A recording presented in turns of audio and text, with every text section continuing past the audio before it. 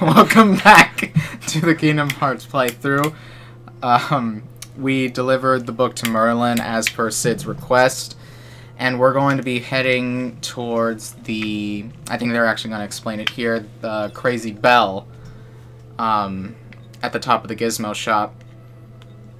Yeah, which is something you can always see, actually, if you decide to explore Traverse Town on your first run, but once again, it's blocked off by a red trinity. Mm-hmm.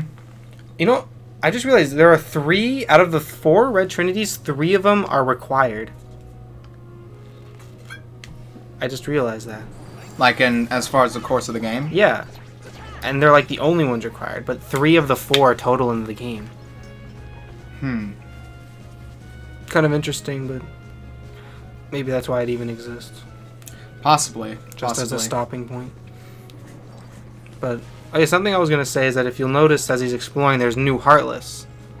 And that's kind of, I guess, what makes this the hub world, is that it'll sort of grow as you get stronger. Kinda, yeah. Although I think it stops here, and then it'll just, like, ramp up and toward the end of the game. Oh, yes. Like most other worlds. I do remember that. That was pretty crazy, but we'll get to that later. This is the Gizmo shop, and to mark one of my favorite rooms, well, I don't know, it's kind of weird to call it my favorite, but anyway, this is Simba from Lion King, of course, and I do really like these intro cutscenes for the summons. I do, they're cool, but I really like them. You need to really love them, though, because you could not skip them. Yeah. So, well, they do, it's either each time you enter a new world, or every time... I think it's when you, like, do it in a new instance of battle. Yeah. It'll skip it. Oh, it might be New World, though. I guess I've never... Again, I don't use summons that often, so I wouldn't... Yeah, well, like, summoning the same one more than once in the same world. You can't do it in the same, like, battle. If you use the summon in the same battle, it's kind of restricted that you summon it again. Oh, yeah, so no, not the same battle. I think he's right. Either, like, same, or at the very least, like, same room, maybe? Yeah. But it's very unlikely that you're going to go through the room without leaving battle and then re-entering it. I don't know what I was thinking there. Well, the green ones are just... I like the green ones. I thought those were cool enemies. I kind of wish they had an attack, though. Well, yeah, I found it weird that they don't have an attack, and yet they give out the most experience. Like, out of the, the floating opera. Well, because I think technically they thought they'd be a much bigger threat, considering they could heal enemies. But they just don't heal enemies as frequently as like, I guess as they wanted them to. I guess you can't really tell, though, since you don't have scan. Well, I would say it depends on the enemy. Like the large bodies. Yeah, that's like, true. They have the most health. So unless you kill them, they'll eventually get healed. And I can't remember if it's a full heal, like over half, but it's annoying. Yeah, it does. They do place it well, but I kind of wish. I feel like they overutilized them early on and then underutilized them later on. Because there were a lot tougher enemies later on that would have made it way frustrating to have those guys. That's true, but then you're just kind of, going around taking out the healers first. Yeah, but that's a mechanic that has been around since the days of time. Sort of. I don't know. Works more for boss battles, I think, than it does for actual enemies. But you actually have to wait for it to go all the way around. Yep. I actually found it kind of weird how it gets stuck, because in my mind, and if you notice the flash there, that means we got 2 postcards out of that, not just 1. But what I found weird about that, like in my mind, it said it was stuck at 654, and like in my head I'm thinking, did the postcards get stuck in it? Like what's like? I think that is what it is. How do they come out though? Well, I'm assuming Sora has the strength to push away a clock hand. I suppose. But I don't know. He's very small. Look at his arms. What about them? They're just so small. Yeah. I'd like to see Sora fight without his Keyblade, but I don't think he can. Just a fist fight. Yeah, but I don't think he can. I think that's the point. That would be amazing, actually. Oh, maybe Kingdom Hearts 3 he'll do hand-to-hand training. That would be interesting. Yeah, because they've actually made the point. Like, they made the point early on in the game, and they've sort of like, even though they sort of kind of make, oh, Sora's got the power of friendship, they never actually go beyond the fact that without the Keyblade, he really wouldn't be who he is, really. That is sort of where his strength comes from. Yeah, more That's or not where his less. skill comes from, but that's where it kind of, I don't know. It's the base, I suppose is what you'd call it.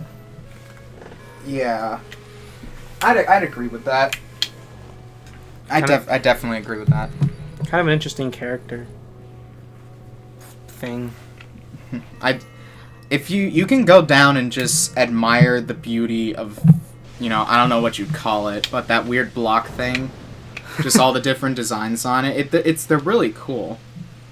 Yeah, but that is weird. What is that? What was the logic behind building that for Traverse Town? Well, my guess is that it changes depending on like the season. Oh yeah, there's 4 of them. Yeah, right. Maybe someone rings the bell every season, but it's kind of sad. This place is empty because it's all overrun. Where is everyone? They all got murdered on the street like that other guy. Now, I'm going to show you real quick. We're going to come up to a boss later. I'm showing Demax off screen. This is, I'm showing him opposite armor as he appeared in the very first version of the game. Look at his eyes there. Alright. Yeah. Now, I'm kind of spoiling the boss here, but guard armor isn't just a repeat boss. We're going to see something a little different. Yeah, like and this. I absolutely laughed my ass off when I played this version of Kingdom Hearts, and he showed up. And you'll see what I mean in a second when he transforms. If anybody remembers how he looked in the first game, you'll understand what I mean. Like, look here. He gets up for another cutscene. I always like this transformation. It's a little goofy, but I really like it. The way they do it, it makes it kind of creepy. Transforms. Feet for hands and... Buh! What? I'm sorry, that's the very first thing I noticed is like his eyes... They're so small. They're small and they're like spread apart from each other. He looks so derpy. That's funny. Like, I honestly... you were saying something in like the first part of how they might have like lost the source data for the game. Yeah. I don't see why they would change the style of his face like that. It's just these 2 dots. Well... Like, why would you make him look like a retard for? I don't know. I don't mean that for like, actually challenge people. So don't slay me for that comment. Don't worry. You understand my meaning, people. I think everyone does. Just look at him. I don't know. I highly doubt this is the reason, but I'm gonna think it's the reason. There could have been a bunch of complaints of kids who were really scared of this boss. I don't know, maybe. So they need to get a laugh out of it instead. Maybe, but I highly doubt that's the reason. Well, you do say that, and I'm noticing that he is very much, a lot more ghost-like than Guard Armor. Yeah, he's very... Like, Guard Armor occasionally splits himself. This guy, like, does it frequently. Like, he doesn't care about being attached, I guess. Yeah, that's just the point. He's very... It's like he knows he's not one piece. Yeah, and he's using it very much takes advantage of it. And the way he like moves like that, like he was waving around like a freaking ghost, it's weird. I love how he twists around. Yeah. Well, like it kind of goes back to the name, opposite armor, not just in how he's using his armor, like his hands for feet for hands, etc. But like just kind of the way he behaves. Like you could argue, guard armor is heartless. They possess some form of intelligence, as we've seen throughout the game. This guy kind of has like the opposite personality of guard armor. Like he's a lot more wild, less composed. Yeah, he's like a trickster. Yeah. Kind of like a... Except not made out of fucking cotton candy. Whee. I do like his move though. Although I know this boss is kind of easy. Yeah, he is fairly easy. He does quite a bit of damage, I think, for this point of the game. I just feel like the game changes so much once you get Cure. Yeah, it definitely becomes less expert tier. Yeah.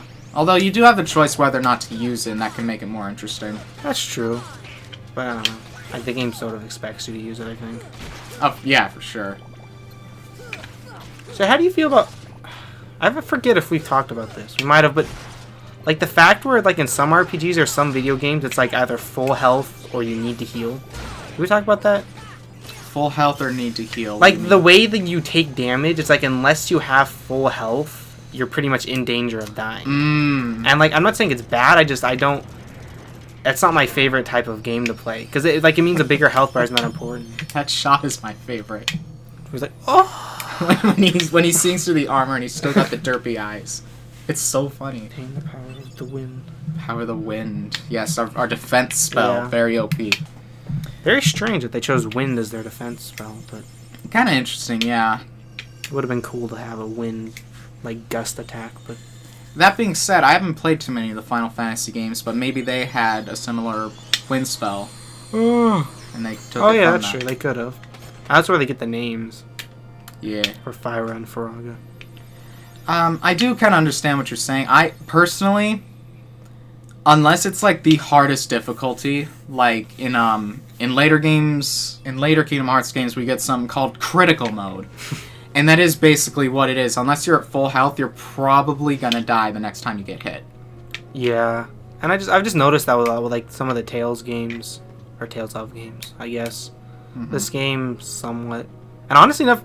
I would think that, like, Dark Souls would be, like, the biggest thing, but as I'm playing more, it kind of isn't. But, whatever. It's just a nitpicky thing for me. What I'm showing off here is the fact that after you've defeated a Heartless boss and sealed the keyhole of a world, the Heartless disappear from that world for as long as you remain in it. If you leave and come back, they will return. Now, as I was saying in the last part, I took full advantage of this to get one of the most difficult postcards in this world. Yes, very, very smart. This is, I always took advantage of the fact that that area was clear of Heartless. But you're right. Yeah, he's right. If you're here, normally, there are air soldiers that appear. And air soldiers are the worst enemies. I don't know if they made them harder for Final Mix, because I kind of started noticing it when I first played Final Mix, but... They're pricks in every version of the game. That's all I have to say about that downward swoop kick... I know! It's just the worst thing. And then you try to figure out where they are, you lock on, they're right above you as they're dive kicking you. It's horrible. I know, that's what made... never mind, that's way too late in the game, I won't talk about it. Talk about it when you get there. Yeah, and I do believe that makes all the postcards in the world, so I'll be delivering them by the time we leave. Is that all? Did you get the one on the roof? I should have. No, actually, no. That's another few parts later. You're right. I'm sure let's talk to him. Yeah, I will. Relax. What I was going to say though is that in the last part, Sid mentioned his real job. You know, not manning the accessory shop, and it goes back to his role in Final Fantasy VII as this super pilot.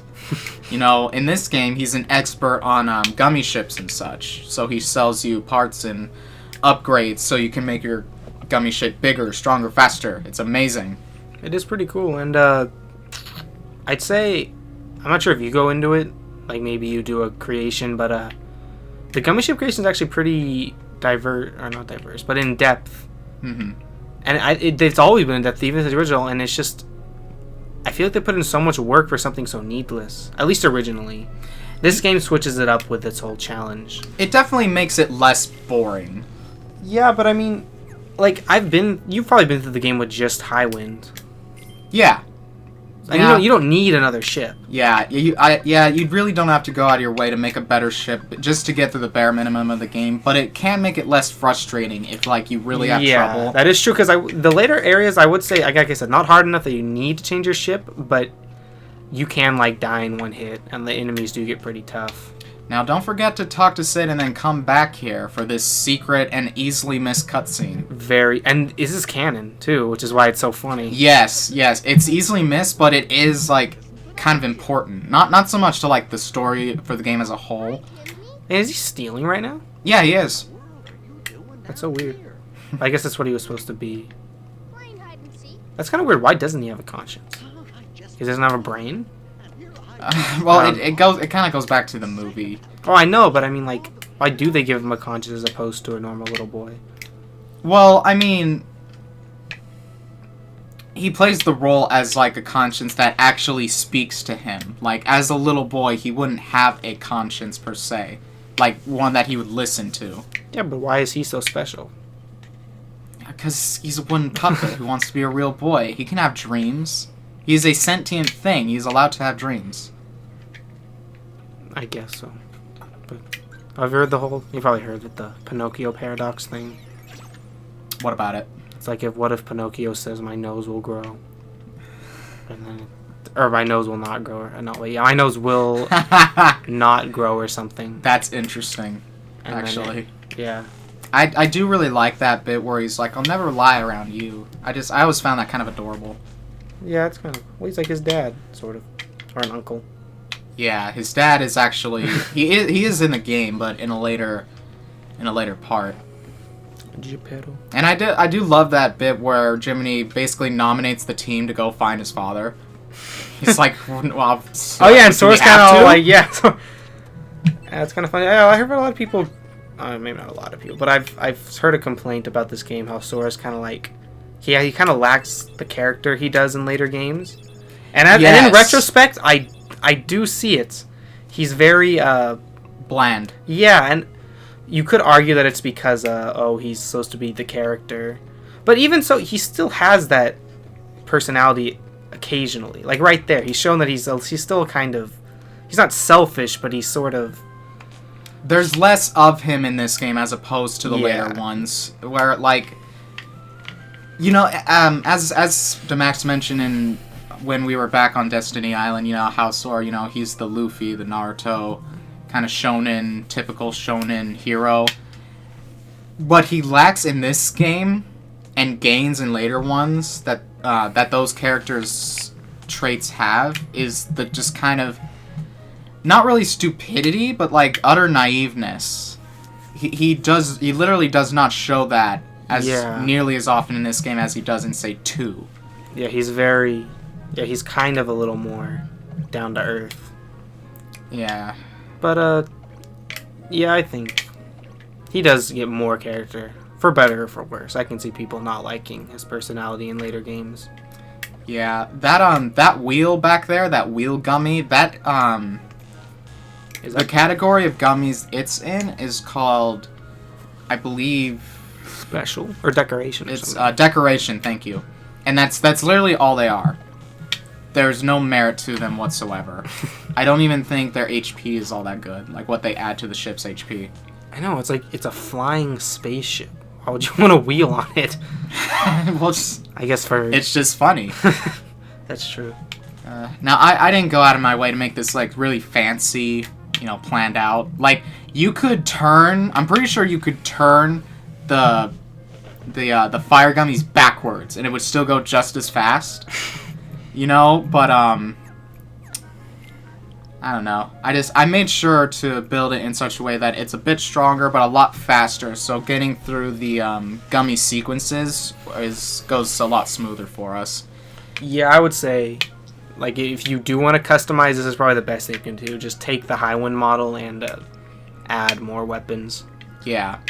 And, I will be customizing it again, but I'll be doing it off screen and not until we reach the final gummy ship run, because I do want to try and see how cool I can make it, just kind of show it off for you guys.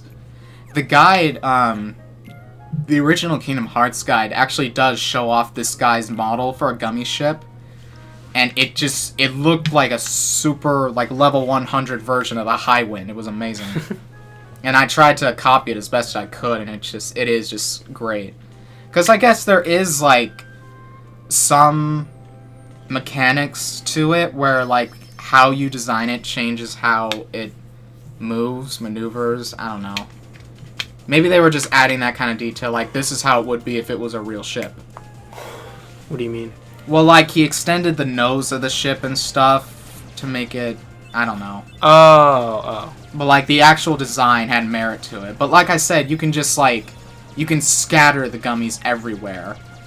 And it's just, it doesn't really affect it that much. Yeah, there's no benefit to actually building it. Like, you could build a cube with engines and it'll fly just as well. Yeah, exactly.